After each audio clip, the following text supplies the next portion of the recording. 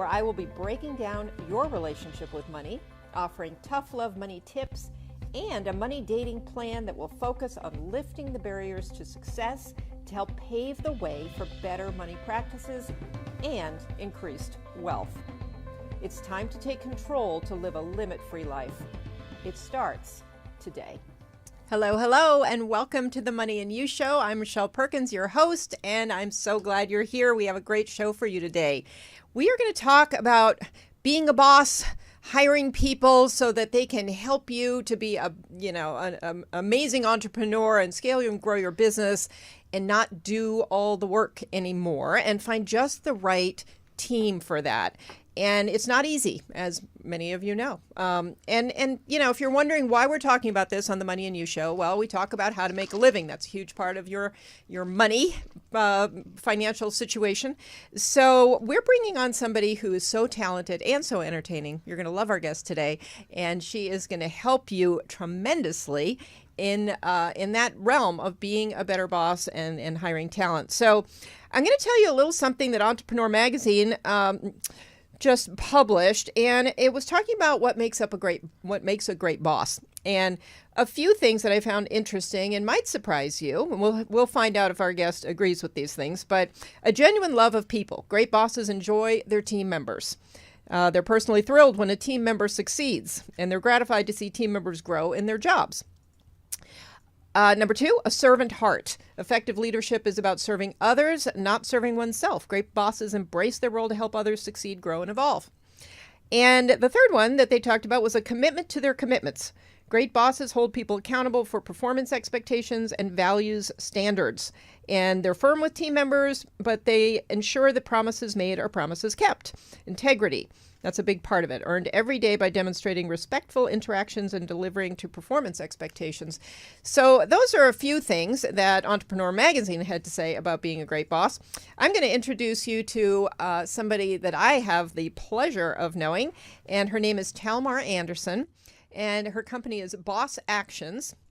And Boss Actions is the hiring strategy and boss best practices firm that empowers business owners to shift their own role to thriving boss by building kick-ass teams that they can trust to deliver so they can stop doing all the work.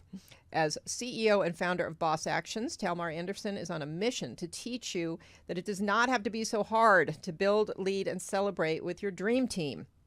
Powerful, thought-provoking, and to the point, Talmar Anderson, the Boss Muse, has been featured on AppleTV, Roku, and more, and is a sought-after speaker.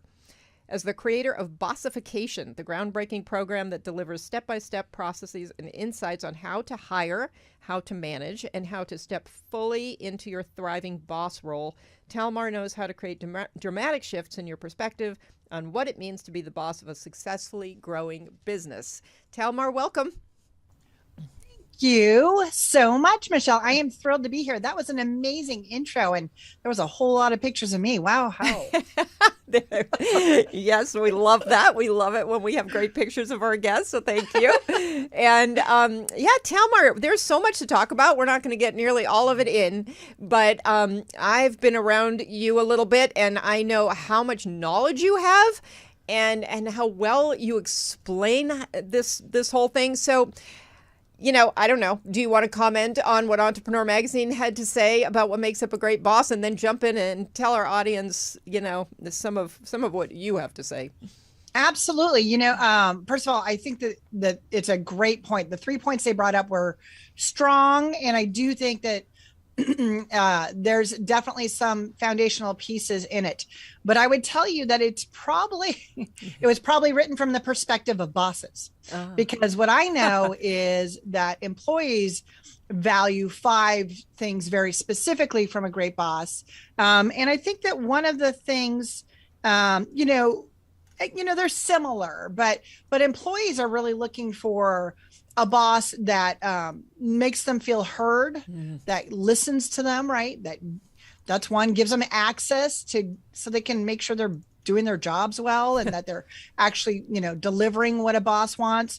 They make sure that they are a great boss, according to employees, is someone who is encouraging. And oftentimes this is that fun mentoring part that entrepreneurs and business owners love about building a business, right? It's when they get to be encouraging and see something in the employee that the employee may not even recognize, right? That real mentor capacity, that's super appreciated. And anytime a boss acknowledges or encourages something in an employee, they carry that with them throughout their careers. That's just 3 of the 5. So I think it's similar, but I suspect that article was written from bosses deciding what bosses are good at. Yeah, that's so smart. Yeah, you're absolutely right. I didn't even think about that, but yeah. No, it's okay. It's a great article, and it's not wrong. It's that's from the side of the fulfillment, right? Yeah. Looking backwards, what do you think you did that made you a great boss? And hopefully that's fed from the idea of speaking to the employees about what made them a great boss. And then they put it in their own boss words, right? I kept my commitments. I said what I was going to do, and I did what I was going to say, that kind of thing. Yeah. How did you want to just talk for a minute about how you got into this? What a little of your background is? Sure. The joke I always make is I started off bossing around attorneys. I ran law firms for the first 20 years of my career. And no, I'm not an attorney. I just tell them what to do. I was always on the business side of it, right? I managed the marketing, the accounting, the information technology, the human resources, and the process, operations, so that attorneys could go out and be amazing attorneys. And that's where I started. And then when I was a mom of a very young man, and that's a story for another day, but I realized I needed more autonomy. Like a lot of entrepreneurs, I wanted to be where I wanted to be, when I wanted to be. And starting a business and going down the path of discovering that was challenging, something I was not prepared for, like the majority of entrepreneurs. I'm sure you know what I'm talking about. And I started originally as an operational consultant, did that for 7 years for business owners. And then I realized that they were all asking the same 2 questions, whether I worked with them for an hour or a full year. Everybody wanted to know, how do you find good people? And what do you do if you have to fire them, right? These were the 2 stressors that everybody had in common. And I thought, I can't be inventing this wheel. And it turns out I'm pretty close to inventing the wheel. So so that's wow. Bossification. And it's a step-by-step method that lets people create predictable, repeatable processes that are specific to your company. It's not do it like Talmar does. It's how to look at your own business, know what team's going to be successful, attract them, and then vet them very specifically. Oh, I love that. So Bossification, it's somewhat of a custom program for your company? Yes and no. Okay. So it's a program that allows people to apply it to their own company. Okay. So the steps are the same regardless of the client, whether it's, big data, roofing companies, marketing firms. It doesn't matter what the client base is. It lets them go, okay, if I'm going to hire, what am I hiring for? What is success to me, for my market, for my business? And then how do I attract that? And we walk them through everything from writing the employment ads and job descriptions to the interview questions. And then we also rolled in the how do you manage? Because so often people are being taught to be great leaders, but they're not actually being taught how to be a manager. And there's a process to it that lets you get ahead of the drama and the stress. Yeah, so interesting. That was another piece of the article that I didn't bring up, and it comes up all the time these days. Just the fact that people get promoted based on their technical skills, and yet they have no management skills, and suddenly they're managers. So exactly. Yeah. I will tell you, that has been a problem for a really, really long time. That's not a new problem, right? That has been a problem for, 20, 30, 50 years. The issue is, as we've become more sophisticated and the employees became more sophisticated, the management, especially the higher ups, were being held more accountable to, hey, just because you know the answer doesn't mean you can talk to me that way. And just because you've done what I've done doesn't mean the way I'm doing it is wrong. And so that management skill, how to set expectations, how to communicate accountability, how to motivate people, in a way that encourages them. As the world got more sophisticated and aware that, as a boss, we could influence these people positively, and actually that benefits our business. Let's get back to the money profitably, because we're hiring less often. We're hiring better people that are more efficient. And so that real management side, I think I would say it was about 20 years ago that that the business world became more aware of it. And, just every year they try to get more sophisticated about it. But corporations, they're a little slow to catch on to that. That's where the small business owner has the edge on them. We can really build a team the way we want to build it. And it's just about making sure we communicate it and set the expectations correctly. Yes, I love that. And I agree with you. Corporate America is going to be slower to take on some of these new ideas. But at the same time, the small business owner can find themselves in places where they're more desperate. And, it's like hiring is of the essence in that moment. And so I can see where there are issues. So if you are a small business owner and you are trying to build this team, for one thing, I'd love to hear just some, basic hiring principles. I know you have so much knowledge. I'll give you rules. You want some rules? I got it. Love the rules. And then, which is funny because actually Limit Free Life never really does love rules, but we're sorry, going to love them Talmar's in this moment. We're going to love them about hiring. But also, just when do you start building this team? Because do you wait until you are desperate and then you can't actually hire, the capacity, right, to focus on it. Yeah. All the right questions. It's just, I would say a couple of things. First of all, when it comes to hiring, let's be clear. Our team is more than employees, especially for small business owners. Our team is anyone we let influence the success of our business. So that has to include vendors and independent contractors, as well as employees. Now, how we engage them, meaning how we hire them, and how much of a say we have in what they do is, of course, deciding that relationship, whether they're a vendor, an independent contractor, or employee. But a hiring process should be applied to every single one. We need to be clear on what success is. We have to vet the person if they're going to be able to deliver successfully, right? And the company, it doesn't matter, whoever you're bringing to your company. So the first thing I would say is that when to hire is when you can see that there's an area you need help in, and whether help is an extra set of hands, an expertise that you don't have, or it's time to start scaling, which is when we break out pieces and we let different people take on a certain amount of work so that we can bring on more business than we can handle ourselves, right? That's the scaling and the growth ideology. Then these are all different reasons.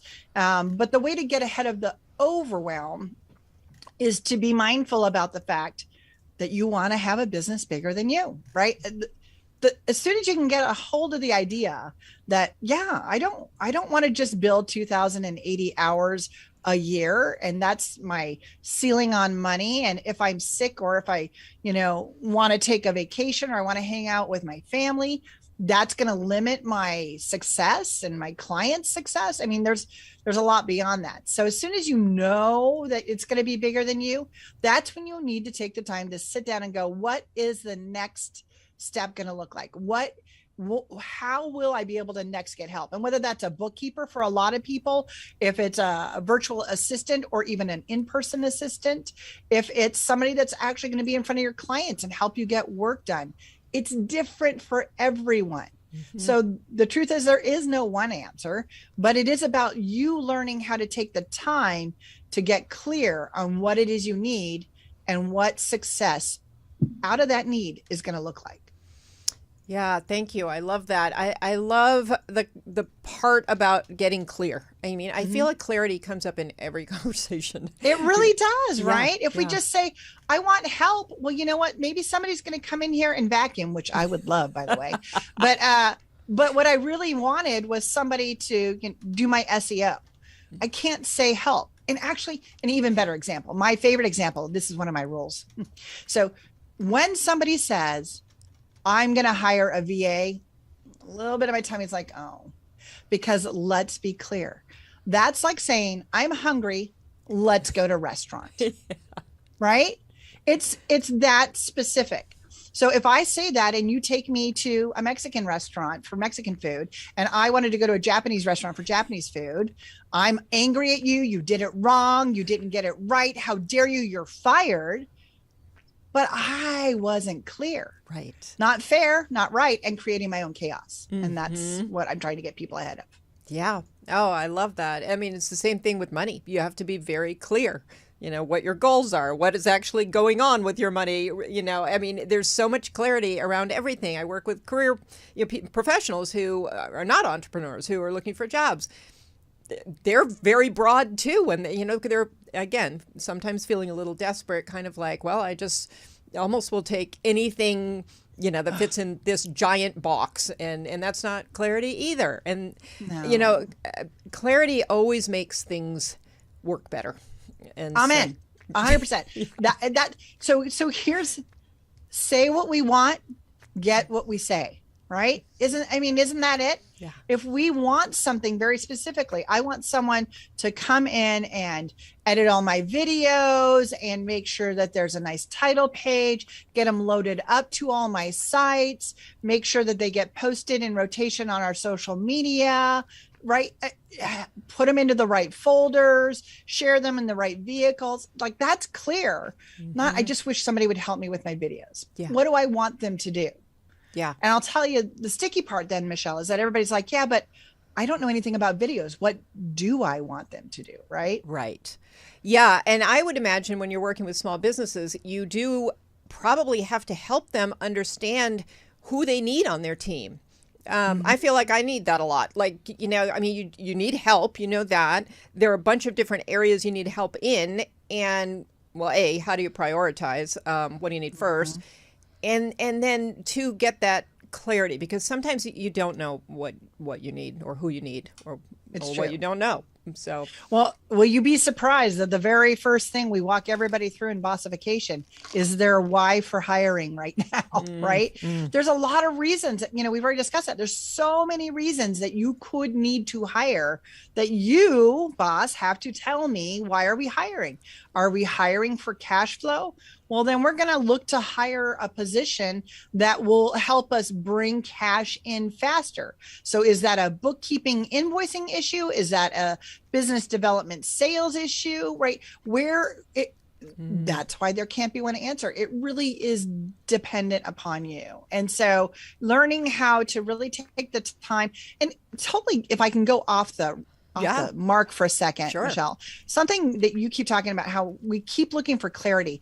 I think the biggest, hardest thing, and I know I struggle with it, is giving ourselves permission to just stop to think. Right? The overwhelm is because we book ourselves, book, right? Yep. And I'm sure you see this all the time. And we're not taking the space to think. This hour, I'm going to think about my money and investing. This hour, I'm going to think about hiring an assistant. This hour, I'm going to think about hiring for my home life. Because if you're a successful business owner, you're going to be hiring for your house, I promise.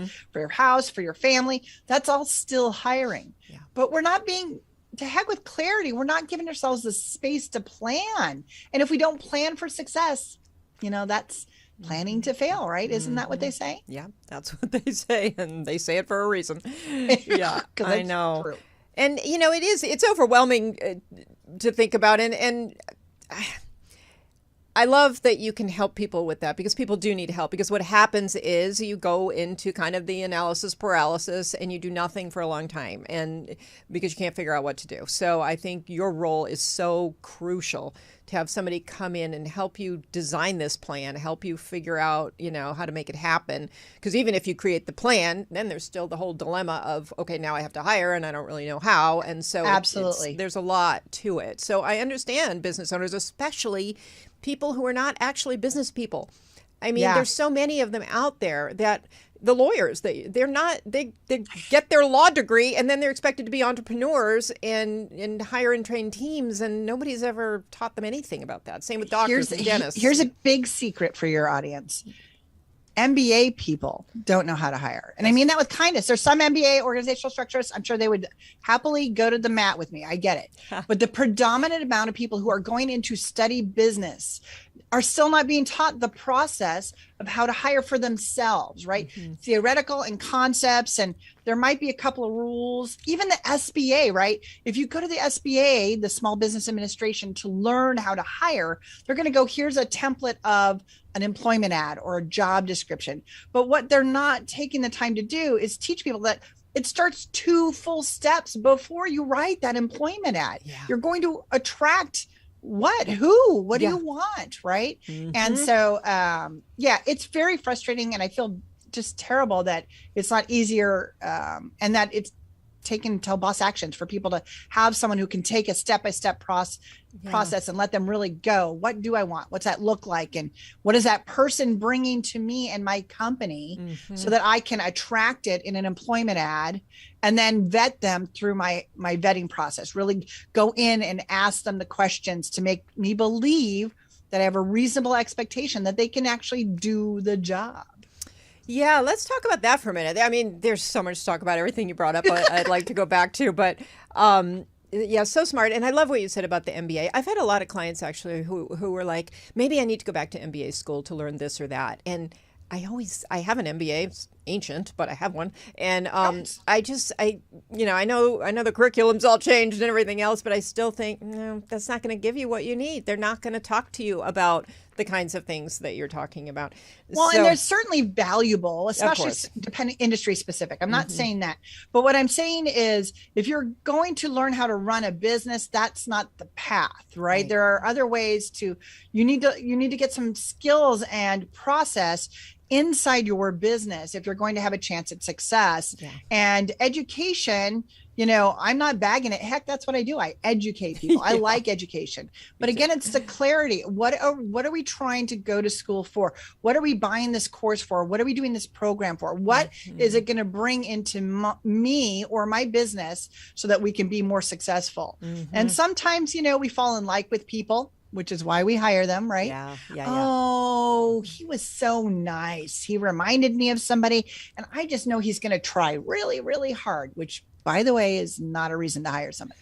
Trying means they're probably not going to get the job done. I'm just putting that out there. So not always, but predominantly, right? So it's just a lot to consider. Education, I'm not saying that it's wrong, but I just don't want people to think that my point is you have permission to not know how to hire.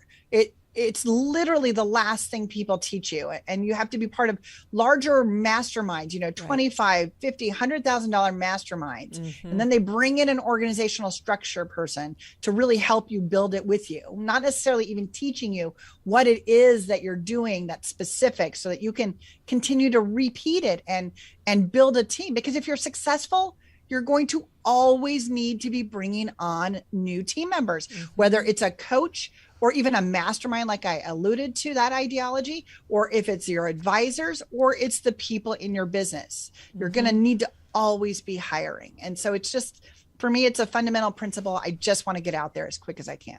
Yeah. It's so good. 2 things that I hear a lot. One, from successful people, I've tried hiring people. I do everything. I do it so well. And I try hiring people.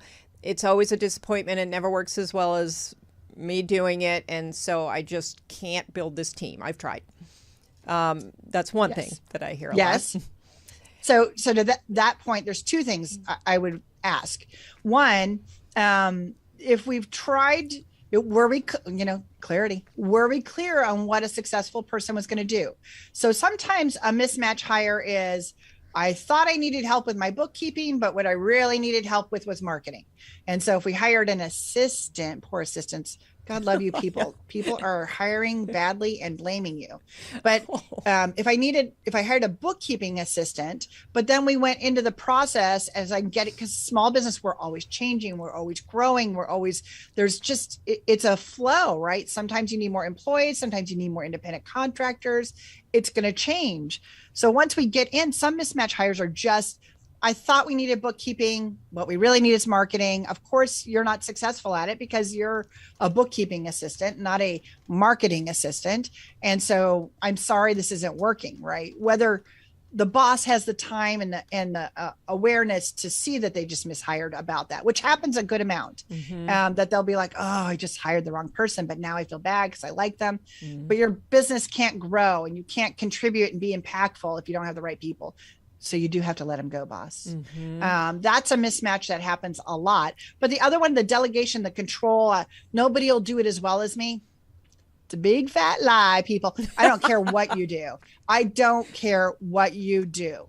Somebody can do it as well or better. And the thing about it is you can't wait to delegate. The minute you find that person, you're like, oh my gosh, wait till you meet Sarah. She is going to rock your world. I can't wait to sign you on new client and hand you off to this person who is amazing. So if you don't have that person, it's because you don't trust them because they're not the right person. And we have to deal with that sooner than later. And that's the management side of bossification. Yeah. Excellent. And then there are the people who manage a team, maybe even a relatively large team, small business owner, and they're having a terrible time keeping track of what everybody's doing. So they feel a little bit lost. That's a good one. Yeah, I work with some people like that, and they're good at. I mean, they were good at hiring actually, and they were good at delegating, but now they're spending a lot of time wondering what people are doing and are they caught up and trying to implement, whatever software they need to make sure everybody's reporting up. And so anyway, that's my other thing that I hear a lot. So automation is great and it's a tool, but I think that the piece that's missing a lot of times when companies are scaling and growing is something called span of capacity. So each person in your company should have a finite number of people that they manage. Now, this will be industry specific, and of course it will be business specific, but traditionally I like to base this on risk management best practices, right? Like emergency services. You're not allowed to have more than 7 people report to you. Now, I'm nice to small business. I will let them have as many as 10 because we consider that we've got a bookkeeper and an attorney that while we need to keep tabs on them, we probably don't talk to them as much as, say, our customer service person or, somebody that's working on the deliverable side for a client. So that's something to keep in mind. When you go bigger, it is critical that you start to build leadership that also has a limit to how many people can report to them. And this is how we get into that corporation idea, right? People call it bureaucracy. Oh, they're just trying to put some layers in there to, deflect or to be able to blame somebody else. No, it's because a good boss knows you are giving time and attention to your team. I mean, this is a fundamental process. I don't know if you saw it go across the screen, but our whole mission is to help business owners understand that a boss provides the tools, the team builds success. And as you create leadership and more layers of bosses within your company, they also need to be all about their team and so on and so forth. So we need to make sure that everyone, to your original point with the expertise getting promoted, right, is make sure that they have the capacity to understand how to manage, how to be in front of people, how to be accessible. Are they able to do that? There's plenty of bosses that hide and do the body language with their arms crossed and they're like, yeah, what? I'm busy. And they reschedule on their team. And a great boss in any level is somebody that's all about making themselves accessible and in front of their team. And a lot of our business owners have never been taught how to do that, how to set boundaries so that they're not doing it too much, but also to be encouraging. And then that secondary piece of how do I hold them accountable? What if they're not doing the job? I can give them all the tools, but if they're not stepping up, that's my issue. Oh my gosh, Talmar, this is so good. And it brings up so many new questions, but I love that. And I love the boundaries comment because I do know people who are like, well, if I make myself too accessible, I will never get any of my work done. I'll just be, fielding questions all day long. And that could happen. So what you're talking about is so important. And it's doable. My dog's literally just busted in. I'm Your so dog is sorry. beautiful. We have many dogs that show up on the Money and You shows. So sorry about that, y'all. I'm also wondering, when you have maybe more than one boss, this actually just recently came up with a client, and it's a partnership arrangement, and business partners. One of them is has paid more attention to sort of the art of being a boss, and the other, maybe they're not being this similar bosses or handling that, their employees in similar ways. And I don't know. Would you suggest navigating something like that? Well, so the issue is, you have to be very clear on workflows and communication. So if you have two business owners, who reports to whom? Who's the decider? Who's the manager, right? And the best way to do that is to either especially if you have somebody that's not strong in their management or people skills. Some experts are great, some visionaries are great, but they're just not the people that have the capacity to motivate, encourage, and hold accountable. Even that can be the piece, right? So you can create a workflow that allows the person that's great with their interaction and their humans be the person that brings all the information to the team and shares it downward. So we could isolate the one boss, the business owner that's not great at the management skills, or we can develop them. You say, hey, you need to meet Talmar Anderson and go to her Boss Actions VIP Boss Days. Yes. I'm just saying that's one of the things you could do. Yeah. And I definitely want to talk about that more in just a minute. Because, I'm being saucy. But the point is they can develop those skills, right? Right. The reason the majority of people who say, I don't like people skills, or I don't want to be around, I don't want to hire, like I never want to be a boss. It's because they either had a boss that really forced them into a management situation that was not ideal, and they felt uncomfortable and never want to feel that way again. But now you're the business owner, which is why I work with them, because they're the ones that are setting the tone for what the team's going to look like. They're the ones that are deciding exactly how success is going to be done. Right. So it can be learned, but I think that they just are so stuck in their past experiences of being forced to manage in a world where it wasn't their rules, that they can't imagine taking on the responsibility of being that bad guy. But being a manager is not about being a bad guy. Right. By the time you hold somebody accountable, you've had the right conversations. If you're following the system, you've had the conversations that literally no one is surprised. You call them into your office and you say, you know what?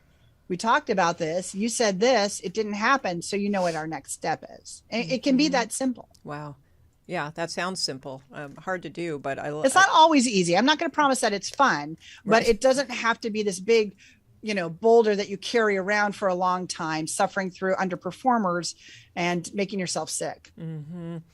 Yeah. And I love earlier when you said to use the same hiring process with, people who aren't full-time hires, whether that's a VA part-time, independent contractors, vendors. Absolutely. Because as a person who's used a lot of VAs or hired a lot of VAs, I can say I have probably not done that. And so that's excellent advice. And I also want to ask you one question about that. When you have a team like that, in some ways you tend to sort of treat them differently in terms of team meetings and just communication and everything too. They're, at least the way I've done it, and I know this is a mistake I've made, so I'll be clear about that. But I was more assigning tasks to these kind of people who were more on the periphery and not having a cohesive kind of team where people knew what other team members were doing. I'd just love for you to comment on the best way to kind of handle that. Well, so there's a couple of things. So, of course, we are limited in what we can hold accountable for, at least within the United States, right? With regard to our independent contractors and with regard to our vendors. However, there are no rules with how often you can meet with them and ask for progress. You can put that into your independent contractor. You have to do an independent contractor agreement and scopes of work, right? That's the difference between ICs and employees, right? Employees, we get to tell them exactly what we want, when we want, and how we want. It's beautiful. Don't be afraid of employees, people. It's much, much better. Don't be afraid. If you're afraid, let's have a conversation, because employees are really where you're building your business. Now, independent contractors, you can still require that you may have to pay them, but it's worth it every time. You can have weekly meetings. You can have them come to the team meetings. You can meet with your vendors on a monthly basis, on a bi-monthly basis. Depends on what you've got going on. But that's when you need to be clearly saying, am I getting what I need? these are the questions I have for you. And what do you need from me to make sure I'm getting the results that I expect from you? Right. So that the management side is the same, regardless of the engagement with which you've hired somebody. Oh, sorry. Gosh, I'm knocking you all around. But it's really about understanding that I want these results. This is what I'm looking for. And what do you guys need from me to get those results? Now, we can only manage to results with an independent contractor or a vendor. And then with employees, we can manage to, cultural fit. That could be done for independent contractor too. Again, that's complicated, but with performance of very specifically, did they show up on time? Are they wearing the company colors? All that stuff we can manage in an employee. In an independent contractor would have to be written out in the agreement, and then each scope of work would have to have any specifics. But once we've set what success is for each one of those roles, vendor, independent contractor, or employee, we should be in front of them all the time, making sure they're giving us what we want in the way that we want, and then correcting any behaviors or results that are not consistent with where we want to go with that relationship. Yeah, thank you. That's the broadest way I can explain that. No, that's great. And, the hiring process is a lot more than, like you say, figuring out the job description and doing the hiring, because then they come on board and there's onboarding and there's training and there's all kinds of things. And so you help people figure that piece out too, because without that, you're missing a lot of what sets somebody up for success, I believe. I agree with you 100%. One of my, we talked about rules and I haven't given hardly any of them. Oh my gosh, give us some rules before we close up here. So when it comes to onboarding, I nothing gets me hotter under the collar than a boss who is frustrated that the first week a new employee couldn't even clear off their own desk. How dare you? You invited them to come work for you. You set the date they were coming. You expected them. How dare you not set up some kind of welcome and give them the tools they need to be successful? I mean, it is in every business owner's best interest to not start any engagement until such a time as you can get everything they need from you ready and set up. So if that's emails, computers, a place to sit, a Zoom account, a nice handy dandy mug, whatever that is, that's going to make them feel welcomed and expected. You hired them. You don't get to be unprepared for them when they show up. I love that. And I'm thinking about the people that I've worked with who've gotten jobs and then have told me, well, I was supposed to be, I'll catch up with them a couple months later. Well, they were supposed to train me, but I don't really get training. There's somebody that I can bother when I have questions, but, or I still really don't know what I'm doing and I'm trying really hard to do the best job I can, but nobody's really given me great, instructions or anything. So I love that you're saying that. Okay, here comes another rule. Or it's more of an insight. I don't think it's a rule, but let us be clear. An open door policy is meaningless if you're not having regular one-on-one meetings. Let me explain. If you go, I don't know what they're talking about. I have an open door policy. They never come and ask me for help. So let's be clear. You would like your employee to come to the boss who they're always worried about impressing, who they're trying to give their very best to. You want me to come into the boss, stop them in the middle of something, admit I don't know something, ask them to help me solve that something, and maybe tell me how to learn to do it better. But you want me to just interrupt your day and tell you about that. And that's something that's going to be easy for me to walk in and do? Absolutely not. One-on-one meetings allow us to give them a consistent place to ask questions and come and understand what you want from them. So if we start to cultivate the relationship through those consistent meetings and really make those about the employee and in the team, then the relationship is there where they know, oh, I really can bring things to her. She helps me with it. So when I approach her and say, hey, I have this problem, it's less stressful for me because I've seen them over and over again develop this relationship with me where I didn't get fired every time I asked a question.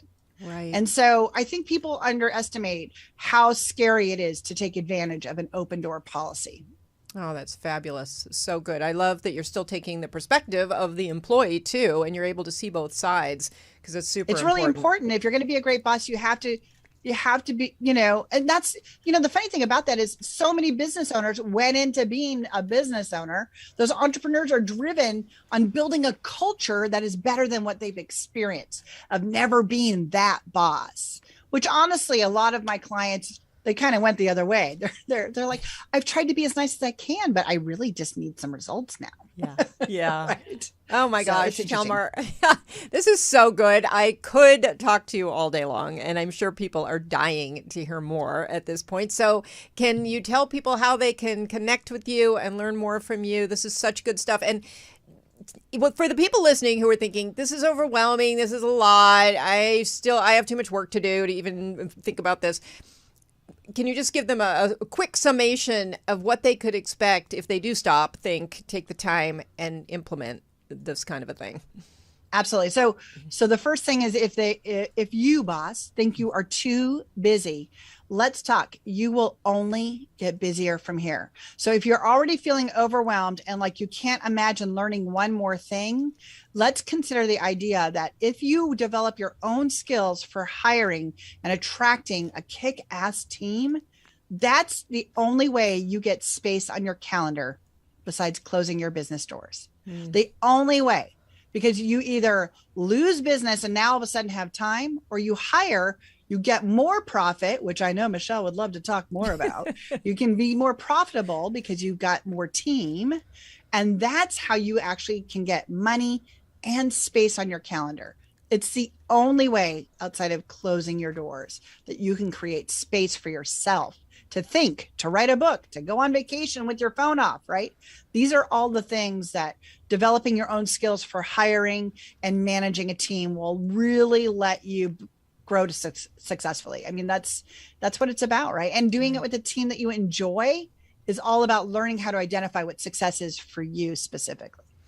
Yeah, love that so much. And of course, profitability. I do love that. And I know there are people out there saying, well, that doesn't make sense because if I have all these additional salaries on my payroll, then I am going to be less profitable. So that's a conversation to have with Talmar or me. And definitely something to talk about because that is a mindset or a thought or belief that you may need to understand differently.